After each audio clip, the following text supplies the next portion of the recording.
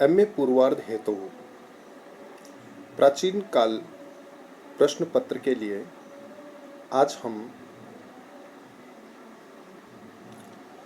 पृथ्वीराज रासो के अंतर्गत हम पद्मावती समय के संदर्भ में चंद्र बरदाई द्वारा लिखे गए कुछ छंदों की व्याख्याओं का अध्ययन करेंगे। सबसे पहले हम चंद्र बरदाई द्वारा लिखित पृथ्वीराज रासो के कुछ विशेष व्याख्याओं के बारे में बात करते हैं। पूरब दिशि गड गडनपति समुद्र शिशर अति द्रुग जहत्सु विजय सुरराजपति जादू कुलह अबग। महाकवि चंद्र बरदाई पूर्व दिशा में स्थित किसी समुद्र शिखर नामक गढ़ एवं उसके प्रतापी राजा विजयपाल का वर्णन करते हुए कहता है कि पूर्व दिशा में संपूर्ण दुर्गों का स्वामी अर्थात समस्त दुर्गों में सर्वश्रेष्ठ समुद्र शिखर नामक एक अत्यंत विशाल एवं दुर्गम दुर्ग है।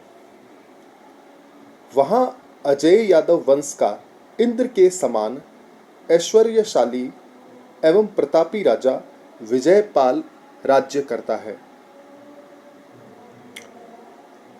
समुद्र शिखर एवं राजा विजयपाल दोनों ही कल्पित है।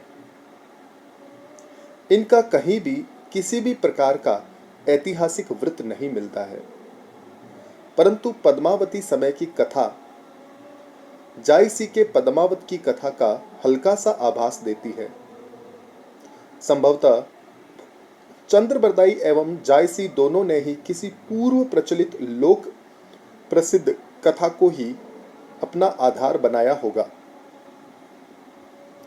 पद्मावती नाम शुक आदि प्राचीन कथानक रूढ़ियों के प्रमुख अंग रहे हैं।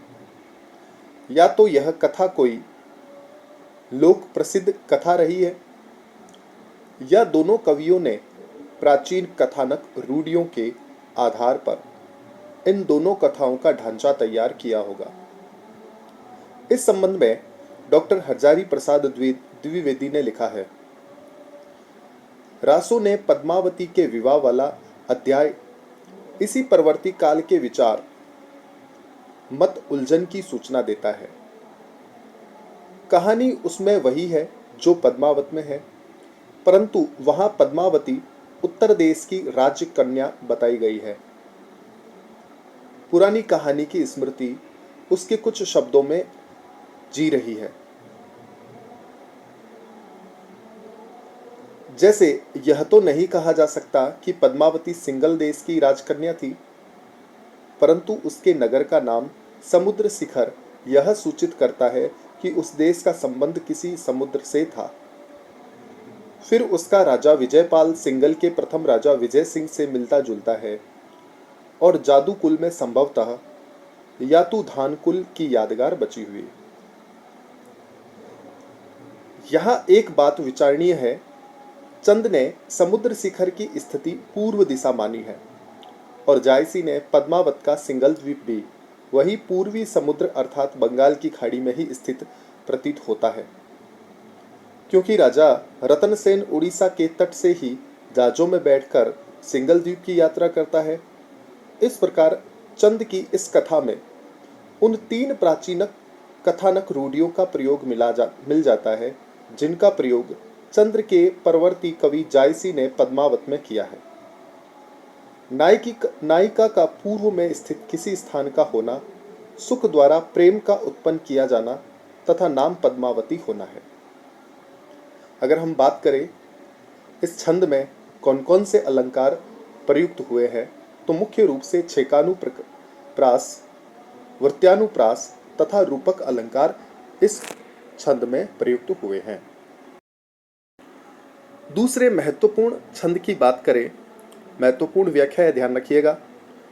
धुनि निशान बहुसाद नाद सुर पंच बचत दिन 10,000 हय चढ़त हेमनग जटिक सोज तिन गज असस गजपति तय मुहर सेन तिन सहंस, इन नायक धर करी पिनाक धर, भररज रत्सह, 10 पुत्री पुत्रीय एक सम, रत सुरग उमर डमर, बंडर लक्षित अनगिनत पदम, सो पदम सेन कुंवर सुधर। राजा विजयपाल के सेना तथा उसके जीवन के बारे में कवि चंद्रवरदाई व्याख्यान प्रस्तुत करता हुआ कहता है कि राजा विजयपाल के नगाड़ों की ध्वनि अत्यंत गंभीर स्वर से गूंजती रहती है। उसके यहाँ नित्य प्रति पंचवाद्य बजते रहते हैं, अर्थात उसके राजद्वार पर नित्य प्रति मंगल सूचक पंचवाद बजते रहते हैं। उसके 10,000 सैनिकों पर घोड़ों पर सवार सैनिक रहते हैं, अर्थात उसके पास 10,000 अश्वारोही सैन्य है। इन घोड़ों का साज स्वर्ण से मंडित और रत्नों से जटित है। उसकी सेना में असंख्य गजराज अर्थात विशालकाय हाथी है। उसकी हरावल सेना, हरावल से तात्पर्य है कि सेना का जो अग्रिम दस्ता होता है उसे हरावल कहा जाता है। उसकी हरावल सेना अर्थात अग्रगामी पदाति पैदल सेना की संख्या 3 संख है। यहाँ मेनारिया जी ने तीय का अर्थ उसकी मानकर यह अर्थ निकाला है कि 1 संख पैदल सेना उसके आगे चलती थी। डॉक्टर भागीरथ मिश्र ने मोहरे पर सेना 3 संख थी। यदि मुहर के स्थान पर मुखर पाठांतर स्वीकार किया जाए तो इसका अर्थ इस प्रकार माना जाएगा कि उसकी 3 संख सेना शोर मचाती अर्थात शत्रु को ललकारती हुई चलती थी। परंतु यह अर्थ अधिक संगत नहीं प्रतीत होता है, क्योंकि कवि सेना की विशालता का वर्णन कर रहा है। वह अद्वितीय नायक अर्थात सेनापति है। वह हाथ में शिव के पिनाक नामक धनुष के समान भयंकर और भारी धनुष धारण कर संपूर्ण पृथ्वी के राज्य की रक्षा करता है।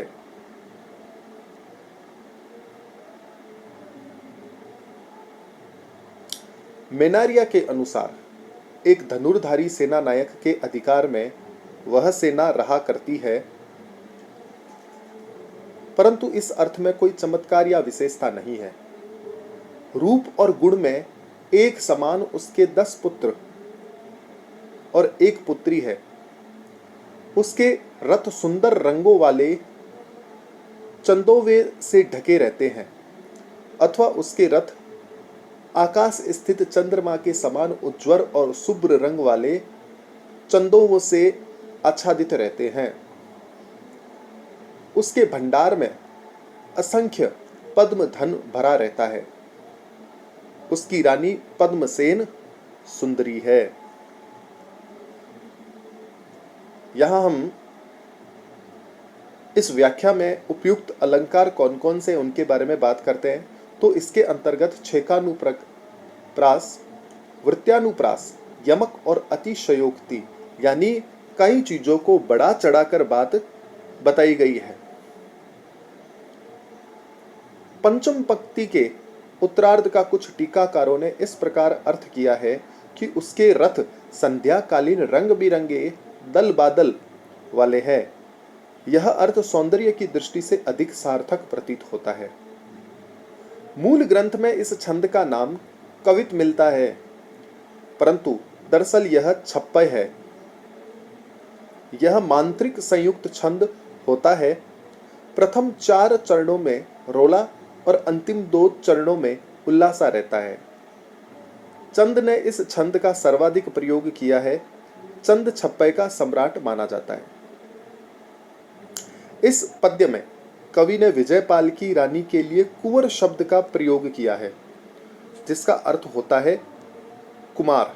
यदि स्त्रीलिंग में इसका रूप कुमारी माना जाए तो भी विवाहिता के लिए इस शब्द का प्रयोग ठीक नहीं प्रतीत होता, परंतु ऐसा प्रतीत होता है कि प्राचीन काल में कविगण शब्दों के इस भेद के प्रति या तो सजग नहीं रहते थे या उस समय इन शब्दों के वर्तमान अर्थ प्रचलित नहीं थे। हमें जायसी में भी ऐसी ही प्रवृत्ति मिलती है। जायसी ने पद्मावती की कौमार्य अवस्था में ही उसके लिए रानी शब्द का प्रयोग किया है। अतः यह सिद्ध हो जाता है कि प्राचीन काल में कुमारी और रानी शब्द अपने वर्तमान अर्थ में प्रचलित नहीं थे। इसके अतिरिक्त विजयपाल की रानी पद्मसेन न होकर पद्मसेना होना चाहिए था।